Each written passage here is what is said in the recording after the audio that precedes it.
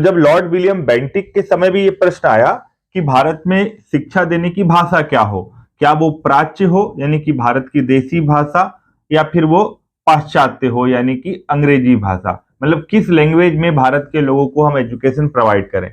तो उसने क्या किया, लॉर्ड विलियम बेंटिक ने, उसके एक परिषद का एक सदस्य था लॉर्ड मैकॉले, जो कि लॉ मेंबर था। इसको कहा कि काम करिए, आप बड़े पढ़े लिखे हो, समझदार हो, इसका समाधान करो कि हम किस लैंग्वेज में भारतीय लोगों को एजुकेशन प्रोवाइड करें। ठीक है। अच्छा, अंग्रेजों की बहुत ज्यादा चाहत नहीं थी भारत को शिक्षा देने की, पर अब क्योंकि कुछ प्रावधान संसद ने किए थे तो उनको फुलफिल तो करना ही था।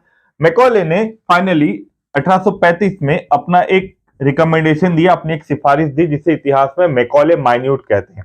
और मैकॉले ने कहा कि भारत में इंग्लिश, अंग्रेजी भाषा में ही एजुकेशन देना चाहिए। English must be the academic language in India, यानी अब ब्रिटिश सरकार जो भी शिक्षा देगी, जो भी करिकुलम बनाएगी, जो भी सिलेबस बनाएगी, उसकी भाषा क्या होगी, अंग्रेजी होगी। और उसने ये भी कहा अपने रिकमेंडेशन में कि भैया यूरोप के एक अच्छे लाइब्रेरी की एक सेल्फ, यानी कि एक सेल्फ में रखी हुई किताबों का ज्ञान तुम्हारे भारत और अरब के 5000 साल के इतिहास के ज्ञान से भी ज्यादा मजबूत है। यानी हमारे पूरे भारतीय साहित्य को, इसके ज्ञान परंपरा को उसने नकार दिया।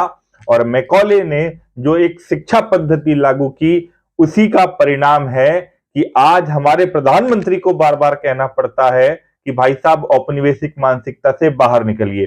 ये मैकॉले की जो औलादे हैं भारत में आज भी, जो अंग्रेजी को अपनी माए बाप समझते हैं और हिंदी को या दूसरी भाषा बोलने वाले लोगों को अपने से निचला गिरा हुआ समझते हैं, ऐसी मेंटलिटी का जो क्रेडिट जाता है वो इसको जाता है, मैकॉले को। क्योंकि मैकॉले ने ही कहा था कि हम ऐसे एजुकेशन देना चाहते हैं जिसमें हम भारतीयों को, जो कि रंग से, रूप से भारतीय हो, मगर मस्तिष्क से, माइंड से क्या बन जाए, वो अंग्रेज बन जाए।